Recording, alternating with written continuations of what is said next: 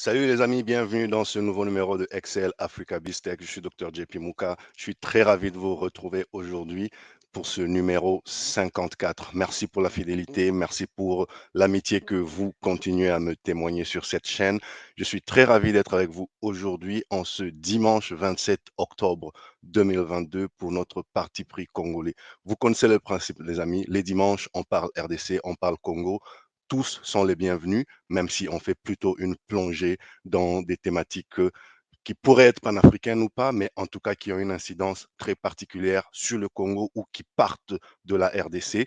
Les samedis, c'est beaucoup plus panafricain de nature. Les samedis, c'est ce que nous avons décidé d'appeler une tournée africaine. Les samedis, ce qu'on fait, c'est que l'on prend une thématique qui est de nature panafricaine ou qui se passe quelque part en particulier en Afrique subsaharienne, en dehors en Afrique tout court d'ailleurs, en dehors de la RDC, et nous essayons de réfléchir dessus, nous essayons de tirer des leçons pour la RDC, pour d'autres pays africains, pour ainsi déconfiner cette connaissance africaine, déconfiner nos expériences respectives africaines, construire un tissu de connaissances, d'expériences et d'expertise utile et panafricaine. Voilà la mission que je me suis insignée et toujours en termes de thématique à cheval entre la transformation numérique et le commerce international. Merci si vous êtes là, vous êtes chez vous, vous êtes les bienvenus ici. Nous allons aujourd'hui, les amis, parler de deux sujets le plus rapidement possible. Le premier sera un petit réchauffé de ce que nous avons fait hier. Si vous étiez dans notre parti pris, dans notre tournée africaine d'hier, vous avez, ou si vous avez écouté le replay entre-temps, je vous remercie d'avance. On va essayer de repasser juste un tout petit peu pour ceux qui n'étaient pas là, mais surtout pour y donner un angle, une lumière typiquement, purement et particulièrement congolaise. Ce sera donc très bref, ce premier sujet.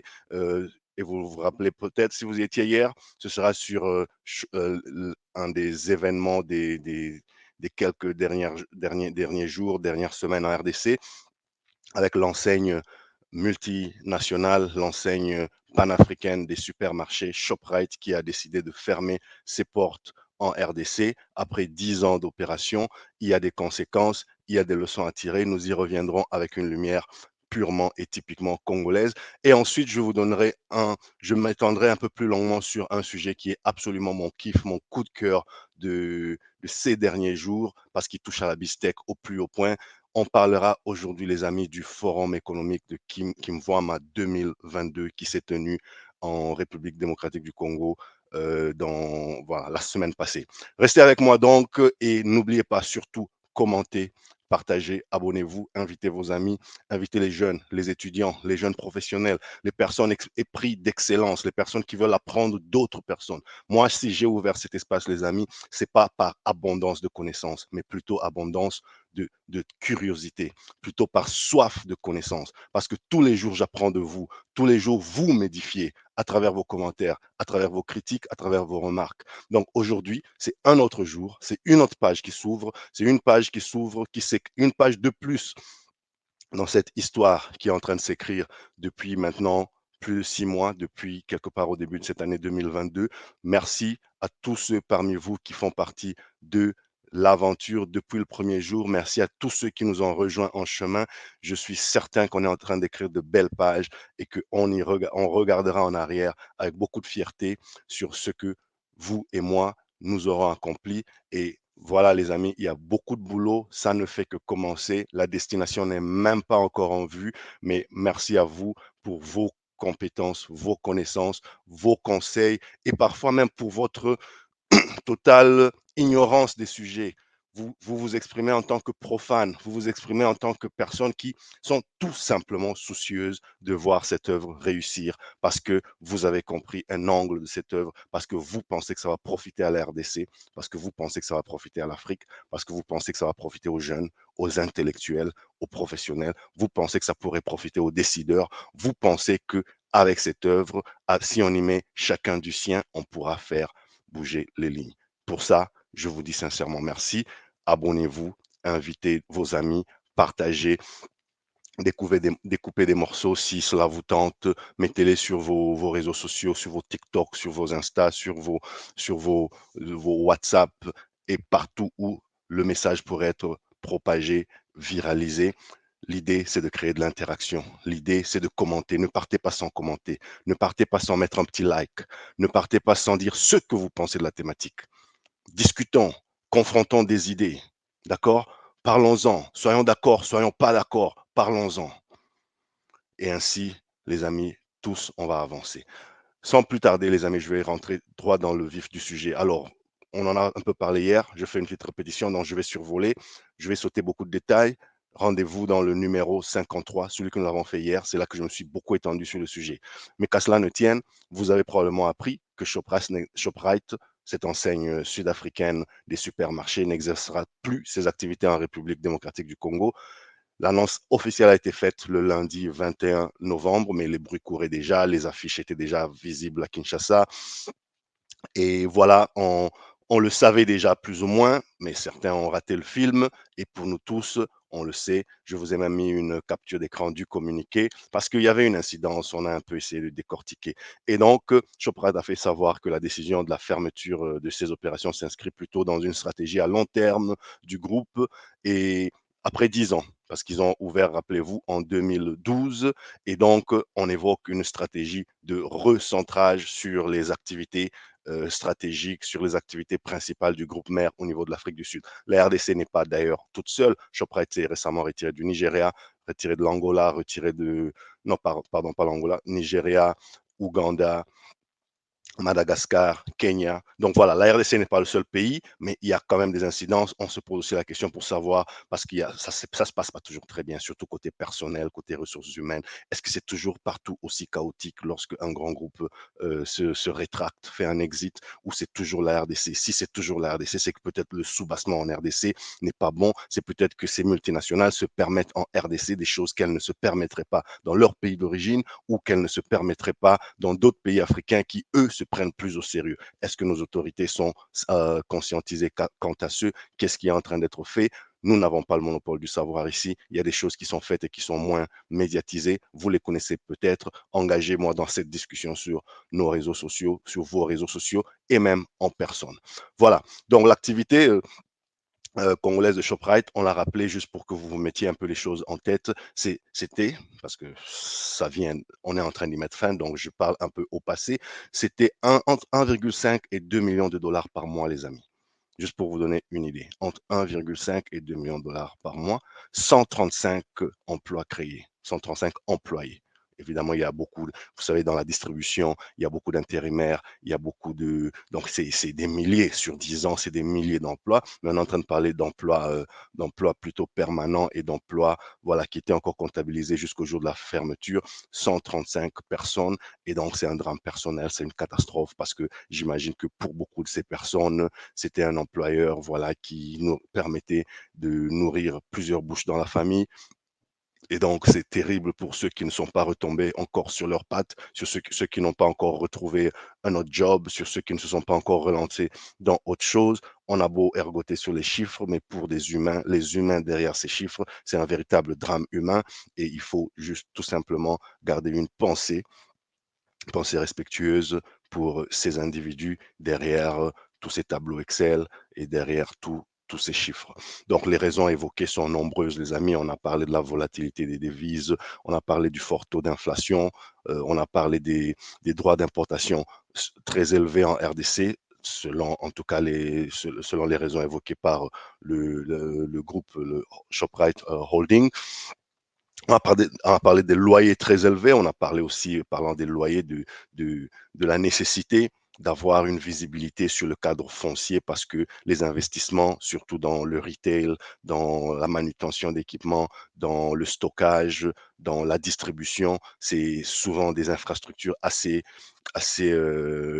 dispendieuses, assez onéreuses. Il faut investir en amont, en amont, et surtout quand on parle de construire des grands centres, des marques, des shops, des malls, c'est des grandes enseignes qu'il faudra rentabiliser, c'est-à-dire qu'il faut faire venir des investissements parfois très divers et variés. Donc, il faut une visibilité dans tout ça. Il ne faut pas une situation où on investit et puis dans 2 mois, il y a quelqu'un qui brandit un certificat de propriété pour dire non, vous avez construit sur mon terrain.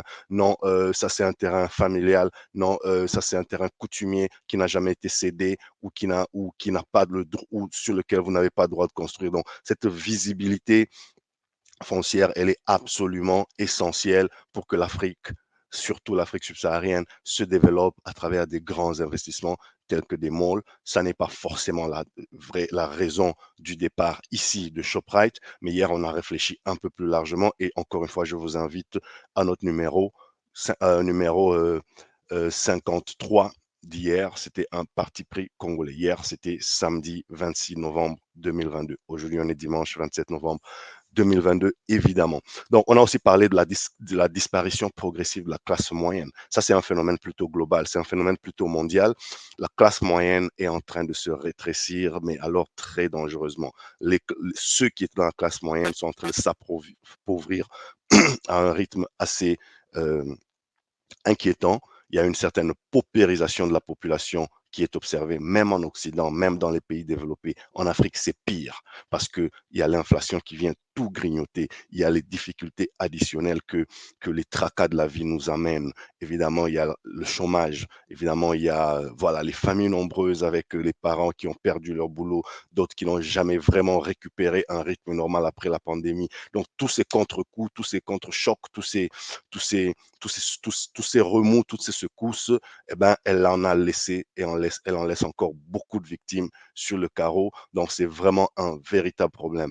Maintenant, pensez à ceux qui étaient déjà pauvres, même avant la pandémie, avant tout ce que je viens de décrire. Eh ben, pour eux, c'est la sous-pauvreté. Ils vont vraiment genre en bas plus bas que le sous-sol. C'est vraiment terrible, les amis. Et il faut toujours garder oreille attentive, une oreille attentive, un cœur attentif et toujours essayer de voir dans quelle mesure ceux parmi nous qui vivotent encore, qui survolent encore la situation, qui gardent un temps soit peu la tête hors de l'eau, comment on peut venir au secours, qui par un contact, qui par un conseil, qui par un petit chèque, qui par un peu d'argent, qui par un coaching, qui par un mentorat, aux autres qui, en ce moment, nagent vraiment dans la misère, en dépit de leur bonne volonté, en dépit de leur intelligence, en dépit de tout ce que vous voulez.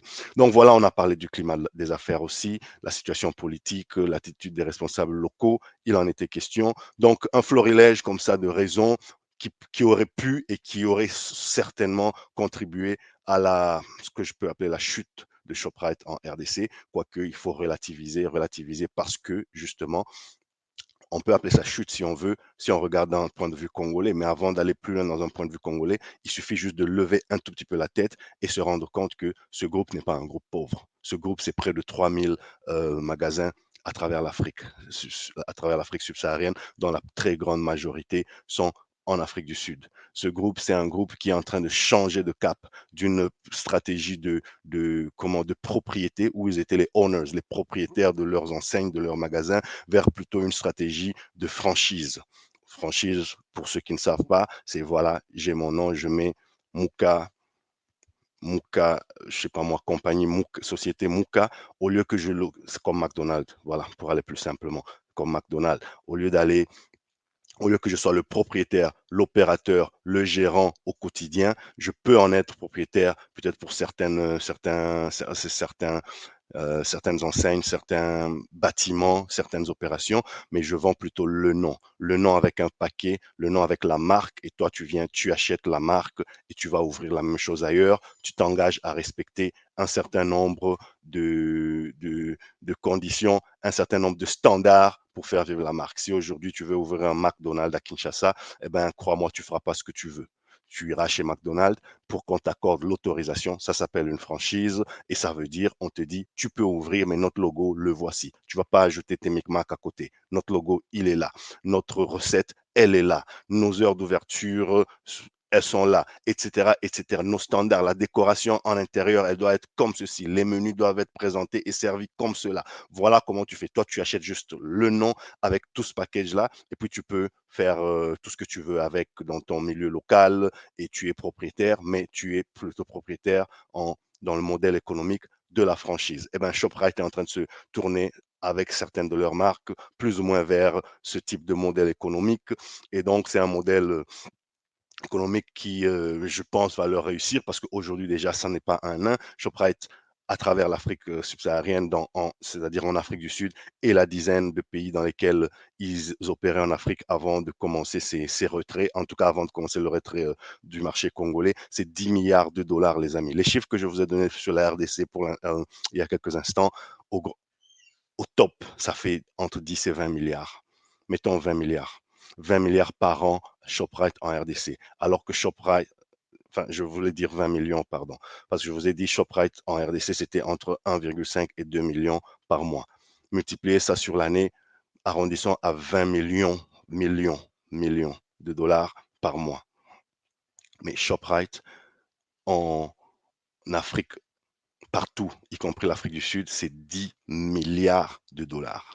Ça veut dire plus de 500 fois, presque 1000 fois ce qu'ils faisaient en RDC. Donc, autant c'est un drame humain pour les 135 frères et sœurs et compatriotes qui, eux, ont perdu leur emploi et qui peut-être, pour un certain nombre d'entre eux, risquent d'avoir du mal à se relancer de sitôt au vu et au regard du chômage ambiant dans le pays. Autant c'est un drame pour nous, Congolais, autant on a beaucoup de raisons de penser que c'est tout à fait catastrophique ce qui arrive, autant pour ShopRite, au niveau du groupe, c'est vraiment peanut. C'est une goutte d'eau dans l'océan. C'est un millième, c'est peut-être voilà, un 500e de leur revenu. Donc, ça n'est pas absolument la fin du monde pour eux parce qu'ils sont le plus grand opérateur sud-africain dans ce secteur en termes de valorisation boursière, en termes de vente, en termes de bénéfices. Bref, ils trônent sur cette industrie et ils ne sont pas à quelques centimes près, les amis. Donc, on a un peu vu ce qu'il y avait derrière toute cette marque ShopRite. Et hier, avec ceux qui étaient dans le parti pris et ceux qui vont l'écouter, j'ai discuté rapidement pour juste vous faire voir que derrière le nom ShopRite, c'est pas seulement juste l'enseigne, vous et moi, on va acheter notre pain, c'est Checkers, c'est OK, c'est plusieurs marques, c'est House and Home, surtout si vous vivez en Afrique du Sud, c'est des marques que vous côtoyez presque au quotidien. Ça, c'était pour le retail ouais, pour le retail ou les magasins, on va dire, grand public, mais aussi pour les services à valeur ajoutée, pour des enseignes que l'on voit moins, mais que l'on rencontre tous les jours dans notre quotidien, dans les services à valeur ajoutée. Pensez par exemple à CompuTicket. Si vous vivez en Afrique du Sud et dans d'autres coins de l'Afrique australe et que vous avez déjà acheté un billet de bus, un billet de cinéma, très probablement vous êtes passé par CompuTicket. Donc voilà, c'est juste pour dire que derrière tous ces noms, même si ça ne dit pas ShopRite, c'est ShopRite qui est derrière. On a aussi pas, je vous ai aussi fait remarquer par exemple qu'ils étaient dans l'ORECA, hôtellerie, restauration, café, hôtellerie, restauration, catering, ou si vous voulez, hospitality management. Ils sont très forts dans l'ORECA avec leur branche CFS, Checkers, Food Services et d'autres, notamment dans la distribution pharmaceutique, etc. Autant dire que c'est un groupe immense, gigantesque. Les chiffres ne trompent pas, les amis. Comme vous pouvez le voir, les amis, c'est 80% du revenu africain. Si vous regardez juste l'image à votre gauche, 80% du revenu africain est fait en, en Afrique du Sud et seulement et 91% du bénéfice. Mais quand vous regardez la carte à droite, c'est on est en train de, c'est presque 10% du revenu et seulement 3% du bénéfice. Donc, on peut même, si on veut être cynique, dire l'Afrique subsaharienne pour eux, c'est plus d'emmerde qu'autre chose. C'est peut-être une présence, c'est peut-être une expansion continentale, mais franchement, quand vous regardez le chiffre, 80% de leur argent, il rentre en Afrique du Sud. Il n'y a que 20% qui rentrent en Afrique subsaharienne dans la dizaine d'autres pays. Quand vous regardez leurs bénéfices, 91%, donc plus de 90% rentrent en Afrique du Sud. Tous les profits sont réalisés en Afrique du Sud. En dehors de l'Afrique du Sud, il n'y a que quelque part moins de 5% qui sont réalisés dans la dizaine d'autres pays. Donc, si vous êtes un entrepreneur, vous regardez une image comme ça, il n'y a même pas photo, les amis. Il n'y a même pas le temps de discuter. Malheureusement, le business, c'est aussi ça. On gère des tableaux Excel, on gère des chiffres, on regarde, on dit tel endroit, ça rend plus de la valeur à nos actionnaires, on coupe. on coupe, derrière c'est des vies, derrière c'est des hommes, derrière c'est des ménages, c'est des enfants. Mais quand vous êtes gestionnaire d'affaires, parfois vous n'avez pas le choix que de vous soumettre à ce diktat des chiffres, des chiffres et des chiffres. Surtout dans un secteur comme le retail, ce secteur où opère Shoprite, où les marges sont très, très, très petites. Donc, il faut aller les chercher. Il faut aller les chercher dans la petite efficience, dans le petit process improvement. Il faut aller rendre les process plus fluides. Il faut aller couper des coûts. Il faut négocier en groupe pour bénéficier des économies d'échelle et aller acheter à un prix de gros, à un prix de groupe et donc acheter avoir un certain levier sur les fournisseurs notamment, etc. Il y a beaucoup de pertes, il y a beaucoup de risques, c'est des transports, c'est des entreposages avec tous les risques, c'est beaucoup d'assurance dans ce business. Donc bref, quand on regarde sur l'aspect business, on se dit finalement que ça n'est pas un recentrage tout à fait idiot, c'est même très bien réfléchi, ça se justifie, en tout cas ça semble se justifier. D'où maintenant, après avoir dit tout cela, il se pose quand même la question de dire, en tant que Congolais, lorsqu'on regarde, à qui profite vraiment ce retrait? Est-ce qu'il y a un trou qui se forme pour les opérateurs locaux? On sait que la majorité des enseignes détenues au Congo sont détenues plutôt par des expatriés indo-pakistanais, chinois, libanais, grecs, certains, une petite minorité parmi ces gens sont au Congo depuis longtemps, donc on peut valablement les considérer comme Congolais tellement ils sont là depuis longtemps, mais pour la grande majorité, c'est des gens qui sont arrivés, qui ont été pistonnés par leurs frères qui y étaient. Crédit à eux, hein, crédit à eux. On peut tout dire s'ils ont fait montre de solidarité et que nous, on aurait pu mieux faire et qu'on n'a pas mieux fait. Ben, il faut que nous, on se pose des questions. Mais voilà, bravo à eux, ils ont su pistonner les leurs, mais soyons juste un peu prudents sur les discours du genre les Indiens sont solidaires, parce que si les Indiens étaient solidaires et les Congolais sont absolument pas solidaires, peut-être que dans certains cas, ça se justifie, mais dans ce cas-là, alors pourquoi il y a des pauvres en Inde? Pourquoi il y a des pauvres au Pakistan? Si on veut dire que non, tous les Libanais sont solidaires et tous les Congolais ne sont pas solidaires et ils ne s'aiment pas et tout ça. Peut-être qu'il y a des cas qui justifient de telles affirmations. Moi, personnellement, je me méfie de ces blanket statements, comme on dit en anglais, ces affirmations gratuites qui sont plutôt, voilà, qui nécessitent tout simplement un peu de jugeote parce que si vous me dites que les Indiens sont solidaires, je vous retorquerai tout simplement pourquoi alors il y a encore la pauvreté en Inde.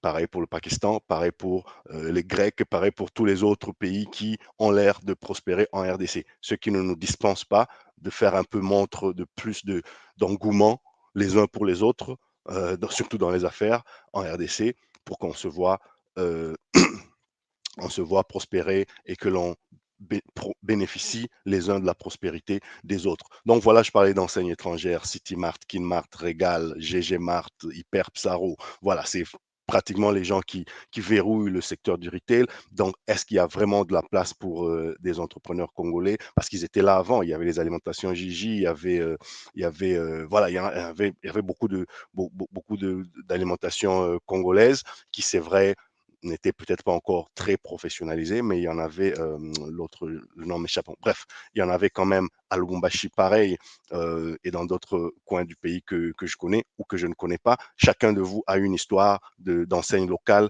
qui avait plus ou moins prospéré. Aujourd'hui, à l'heure de la technologie, peut-être qu'il aurait fallu qu'on ait aussi nos fleurons nationaux et que les gens comme vous et moi qui maîtrisons, qui connaissons, qui aimons la technologie et ses avantages puissent les mettre puisse les vulgariser et les mettre à la disposition de nos frères qui sont propriétaires de ces enseignes-là pour qu'ils prospèrent. Hélas, aujourd'hui, c'est des Indo-Pakistanais qui dirigent, c'est vraiment des personnes. Je suis rentré dans les alimentations au Congo, à Kinshasa et à Lubumbashi en particulier. C'est, voilà, vous rentrez, vous êtes servi des fois par quelqu'un qui ne parle ni français, ni anglais, ni swahili, ni lingala. Finalement, on finit où il faut attendre parce que l'interprète, il est sorti, il est en train d'aider un client. On dit que, mais on est où là? On est où là? Si on doit être dirigé par quelqu'un qui n'a, il est, pour avoir une si grande enseigne, il est prospère, même s'il n'est pas le propriétaire, peut-être qu'il n'est que le manager. Mais bon, voilà, quand vous avez quelqu'un qui est tenancier d'une boîte, qui ne parle aucune langue locale, peut-être qu'il baragouine un peu de lingala pour ceux de Kinshasa, un peu de swahili pour ceux qui sont plus dans la partie est du pays ou au Katanga. Mais Vous voyez un peu où je veux en venir, c'est un peu pour dire, voilà, parfois ça détonne, ça fait pas bien, ça fait pas une bonne image pour nous. Il serait temps qu'on ait aussi nos propres fleurons. Mais l'industrie ici est en train de traverser une certaine crise que, congolais ou pas, il faudrait que l'on y fasse attention parce que le commerce international est très mouvementé et très secoué en ce moment. Je disais hier que beaucoup de ces étrangers qui gèrent les enseignes commerciales congolaises, c'est parce que, OK, ils ont certains moyens et il y a des situations déplorables comme, voilà, à la douane, ils ont leurs douaniers à eux, dans l'armée, ils ont leurs généraux à eux et ainsi de suite. Et donc, ils sont exemptés de certaines choses pour que ils ont certaines exemptions que le Congolais moyen n'arrive pas à avoir parce que très simplement parce que souvent ça coûte très cher et puis bon voilà, on se dit on va faire avec. Chacun de nous ici connaît des histoires assez rocambolesques. Vous importez, vous achetez du même fournisseur en Thaïlande, en Chine ou que sais-je encore, même prix, voilà les factures, etc. Mais prix de revient, voilà, prix de vente, lui, il arrive à vendre en dessous de toi, mais alors à 50% en dessous de toi, tu te dis, mais c'est pas possible, ça peut pas être possible. Ça peut pas être possible parce que quand je prends mon prix d'achat, je prends mes charges et le prix de revient, voilà ce qu'il est. J'ajoute ma marge, etc. Il n'y a pas, je ne peux pas, donc, même si j'enlevais toute la marge, c'est juste pas possible. Mais lui, il descend encore plus bas. C'est que quelque part, il n'a pas payé la douane. C'est que quelque part, il y a eu, voilà, il y a eu quelque chose de pas très net qui s'est passé. Mais bon, l'intelligence d'un peuple se cristallise aussi dans la capacité à savoir dénicher ce genre de combines et aussi savoir les neutraliser et aussi les contre-attaquer, que ce soit par la qualité, si on peut. En tant qu'opérateur économique congolais, on peut essayer de contrer par la qualité parce que voilà, le peuple, hein, ce qu'on appelle le peuple, vous et moi, la population, les gens au quartier, pour parler vulgairement, ben, quelque part, quand la qualité est vraiment au-dessus, c'est pas tout le monde qui va suivre parce que beaucoup chez nous sont dans une pauvreté telle que pour un demi-centime, pour un demi-franc congolais de moins, ils préfèrent quand même acheter de l'autre côté, même si c'est pourri là-bas, mais au moins ça lui permet d'acheter une quantité plus grande qui pourra pour nourrir sa grande famille. Mais il y en aura quand même dans la petite classe moyenne ou la classe supérieure de la pauvreté, si ça existe dans les classifications internationales, il y en aura quand même qui considéreront que non, je vais quand même acheter là-bas parce que ça coûte un peu mieux. Mais il y a aussi la fibre patriotique à agiter. J'aimerais et j'assume le fait que parfois on peut acheter des choses parce que ça c'est mon frère, ça c'est ma sœur. Ouais, ouais, bah, c'est pas de la xénophobie. Je regrette, c'est voilà, j'aime bien les étrangers, mais je préfère les Congolais. Bah, c'est une posture. C'est une posture qu'on peut prendre et qu'on peut assumer. J'aime et j'adore bien les étrangers, mais dans certains cas, je préfère les Congolais. Il n'y a rien de xénophobe à dire ça. Et je peux le matérialiser dans des actes. Je peux les matérialiser dans des comportements précis. Je vais acheter local. Et puis, maintenant, il y a la fibre locale sociale, mais aussi la fibre locale dans la production le jour où on commencera à produire. Parce qu'aujourd'hui, ça reste très faible, les amis. Je dirais ce jour-là, et je commence déjà à dire aujourd'hui, à qualité égale, je choisis le Made in Congo. Tous les pays le font, et on ne parle pas de xénophobie.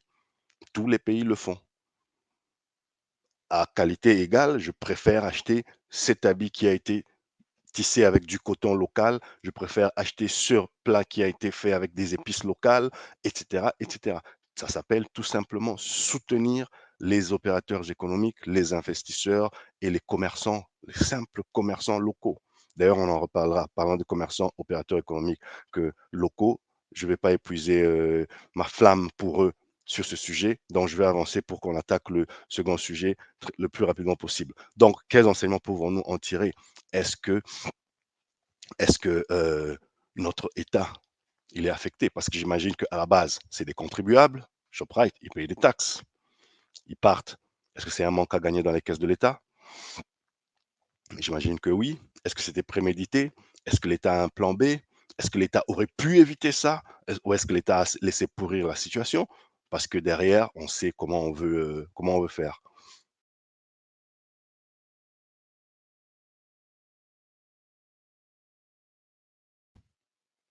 Je m'excuse, j'ai dû me mettre un peu en mute parce que ma gorge, elle résiste, elle refuse de se libérer complètement depuis que j'étais grippé, même si ça fait bientôt une semaine que je me sens très bien, mais ma gorge, elle refuse juste de se libérer.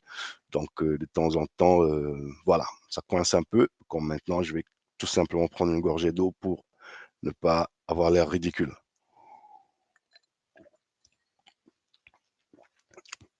Voilà, les amis, c'était un peu ça. Quels sont les enseignements à tirer? Qu'est-ce que notre État en pense? Est-ce que c'est une opportunité de pousser des opérateurs locaux? Dites-moi ce que vous en pensez. Dites-le moi en commentaire. Maintenant, je suis en train de regarder s'il y a des commentaires sur Facebook. Je suis en train de regarder. Merci à vous tous qui êtes là. Merci pour les pouces bleus.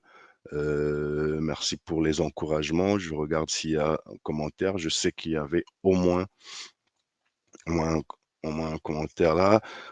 Salut André Mwembo, merci beaucoup. Merci beaucoup.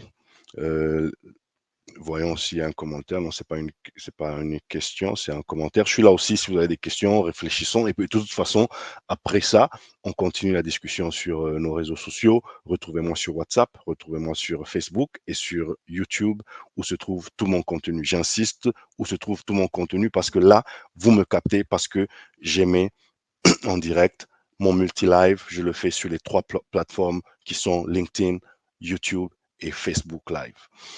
Et puis après ce multi-live, tout mon contenu, je le stocke sur ma chaîne YouTube. Donc, vous voulez voir ce qui s'est dit, vous voulez revenir à du contenu depuis que cette chaîne existe. On est aujourd'hui au numéro 54 avec plusieurs résumés et flashbacks au milieu à chaque épisode. C'est un numéro, un épisode de, on va dire, principal, mais c'est parfois 2, 3, 5, 6 résumés selon la diversité et la longueur du sujet. On essaie de vous découper ça pour faciliter votre digestion. Donc, n'hésitez pas à consommer ma chaîne YouTube sans modération, s'il vous plaît. Et la meilleure manière de savoir ce qui se passe, c'est de s'abonner, tout simplement. Abonnez-vous, comme ça vous recevez des notifications, comme ça chaque fois que je suis en live, vous êtes informés. Et puis voilà, vous pouvez suivre ce que je fais. Et puis vous m'aidez aussi à faire grandir la chaîne, parce que plus d'abonnés j'ai, mieux je suis traité par YouTube et mieux je suis visibilisé. Et ainsi, cette œuvre grandit. Ça aura été votre contribution. Pour vous, c'est un geste qui ne vaut presque rien, qui ne coûte presque rien. Juste cliquer et puis oublier, vous êtes abonné, envoyez un petit like de temps en temps, ça me donne le moral. Mais pour moi, tous ces petits gestes-là, ils sont infiniment précieux, les amis. Je ne le dirai jamais assez. Voilà, on va évoluer. On a parlé des opérateurs locaux, on a parlé de l'État, on a parlé du climat des affaires. C'est des questions qu'on s'est posées hier et j'aimerais vraiment savoir où vous en êtes, ce que vous en pensez. Et donc, les employés abandonnés. Oui, les employés abandonnés, ça c'est une vraie catastrophe. Vous avez peut-être vu ces images sur les réseaux sociaux dans la semaine écoulée, dans les deux semaines écoulées là, c'est pas beau à voir. C'est des pères de famille, c'est des mères de famille, c'est des parents qui sont dehors, qui se disent que voilà, les promesses n'ont pas été tenues, on n'a pas été honoré à notre juste valeur, on n'a pas été rémunéré à notre juste valeur. Voilà, ils partent, ils nous ont juste fait une lettre et puis ils nous ont promis ceci, puis ça n'a pas été fait. Donc c'est triste. Mais la question ici, au-delà de la tristesse, au-delà de ce drame qui touche des humains, c'est de se poser une question une fois pour toutes en tant que Congolais. Et je l'ai dit hier aussi, pourquoi ça se finit toujours de la même manière chez nous? Pourquoi ces groupes internationaux abandonnent toujours leur personnel de la même manière chez nous? Pourquoi on a toujours l'impression de se sentir abandonné? Qui faute quelque part? Qui ne fait pas son boulot? Est-ce que c'est les employés qui ne font pas leur boulot, notamment à travers leurs représentants, tels que les syndicats? Parce qu'on a le devoir de connaître nos conditions d'emploi, les amis. Quand vous travaillez quelque part, je vous challenge, vous tous qui m'entendez en ce moment, qui écoutez ce numéro, je vous challenge de juste vous poser la question, vous n'êtes pas obligé de me répondre si c'est personnel. Est-ce que vous maîtrisez vos conditions d'emploi?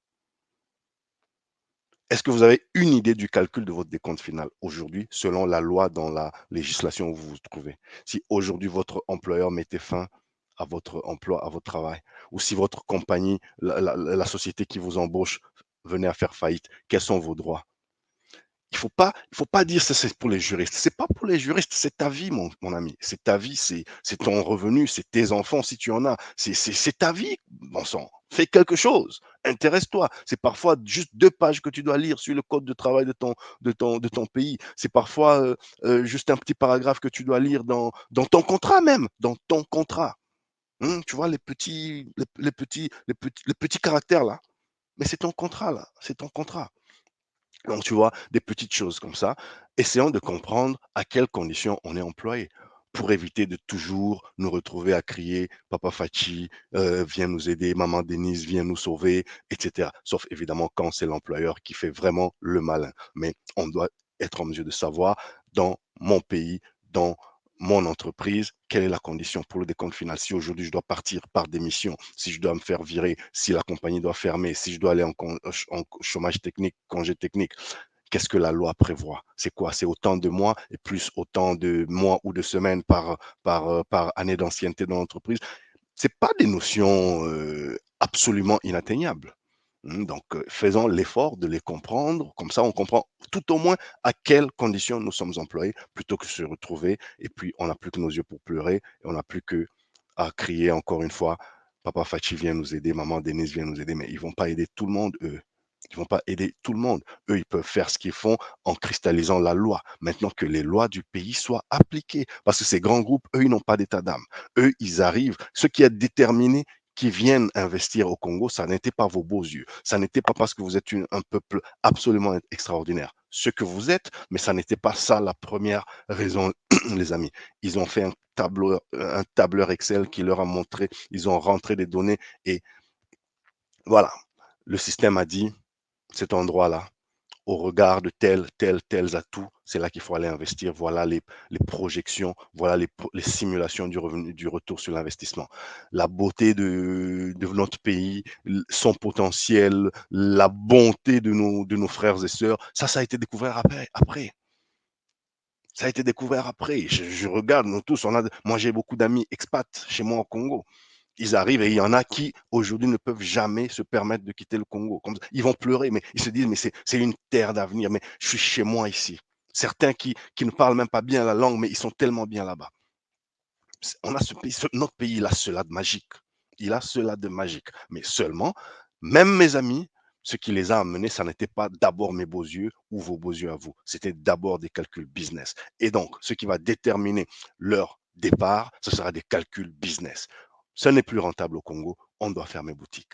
On va voir les conditions sociales après. Et comme toujours, quand une compagnie veut fermer boutique, c'est que quelque part, les actionnaires ont déjà dit niet, on ne va plus réinvestir. D'ailleurs, rendez-nous tout ce qu'on a investi, sortez nos investissements de là le plus vite possible, avec le moins de casse possible. Et donc, serrez la vis partout où vous pouvez. Sobriété, pas des comptes finaux exorbitants. Payez strictement ce que la loi exige. Or, si notre loi ne nous prend pas en compte, si notre loi nous garde encore à un SMIC qui est tout à fait minable, le salaire minimum au Congo, il est encore tout à fait minable, ben, c'est la loi. C'est la loi. J'ai beau, j'ai beau aimer la façon dont tu travailles, j'ai beau aimer ta personne, j'ai beau te trouver incroyable, extraordinaire, mais si la loi de ton pays me permet de te payer autant et me laisse la latitude de te payer plus si je veux, eh ben, voilà, vous connaissez le business, c'est quand on peut serrer la vis, on serre la vis jusqu'à la limite de ce que la loi autorise. Donc, s'il y a une pression à faire, au lieu de la faire devant votre employeur qui, en ce moment, n'est même plus là, au lieu de la faire devant le président de la République et son épouse qui, eux, ont déjà fait leur part, j'imagine, en étant les garants, enfin le président de la République en l'occurrence, en étant le garant de la nation, et les institutions du pays ont, j'imagine, fait leur part en légiférant, en instituant certains textes de loi, ben, aujourd'hui, il suffit tout simplement de faire que les animateurs appliquent la loi. Point barre. Et si la loi n'est pas bonne, il faut la changer. C'est pour ça qu'on vote nos élus, qu'on vote nos législateurs. Ils ne sont pas là pour juste qu'on les appelle honorables. Ils sont là pour qu'on dise ça ne marche plus bien. Le SMIC dans notre pays, il est trop bas. Qu'est-ce qui peut être fait pour que ça change? Tabler ça à l'Assemblée nationale, etc., etc. C'est comme ça qu'un pays évolue. Donc, sortant d'une relation un peu mystique, un peu, je ne sais pas moi, quasi spirituelle avec nos élus, où une fois que tu l'as appelé honorable, c'est comme s'il était un humain qui est dans une autre sphère. Non, ils sont là pour représenter nos thématiques, nos problématiques de tous les jours. Voilà. C'est dans ce cas d'ailleurs, ça n'est pas le sujet que moi, je préconise et je suis absolument pour ce projet, en tout cas cette proposition, ça n'est pas encore une loi ni même sur la table officiellement, mais c'est une réflexion de la société civile, d'une certaine société civile en RDC, qui veut vraiment imposer sur la table le fait que les élus soient en mesure de révoquer, que les électeurs soient en mesure de révoquer leurs élus. C'est ça qu'il faut faire. Ce sont nos travailleurs. Ils sont là pour nous représenter. Ils bossent pour nous. Et en retour, on leur donne le respect, les honneurs. C'est pour ça qu'on les appelle honorables. Mais sinon, le boss, c'est nous. C'est le peuple, c'est la population. Voilà, donc essayons de travailler sur ça. Mais bon, je digresse, donc je me recadre sur mon sujet. Voilà, je vais m'en arrêter là pour ce sujet. Et encore une fois, parole de votre frère, de votre compatriotes, si vous êtes affectés par cette catastrophe de Shoprite, du courage, de la force à vous. Et je vous souhaite de retomber très vite sur vos pattes, que ce soit dans l'entrepreneuriat, dans le commerce formel, dans l'informel, dans la débrouillardise, dans les études. Et voilà, c'est des milliers de bouches qui vont être affectées parce que pour chaque employé, pour chacun de ces 135 ou 145 employés, c'est au moins 10 bouches à nourrir. Au bas mot, quand on sait que chez nous, en général, la personne qui a un emploi stable nourrit sa petite famille, nourrit ses cousins et cousines, nourrit ses parents, envoie de l'argent au village, etc. C'est une catastrophe. Du courage. Commentez, partagez, retrouvez-moi sur les réseaux sociaux pour continuer la discussion et pour ensemble éclairer les masses, les informer du progrès, les outiller pour la concurrence. À bientôt pour d'autres discussions et d'ici là, prenez soin de vous et des vôtres. Chap chap.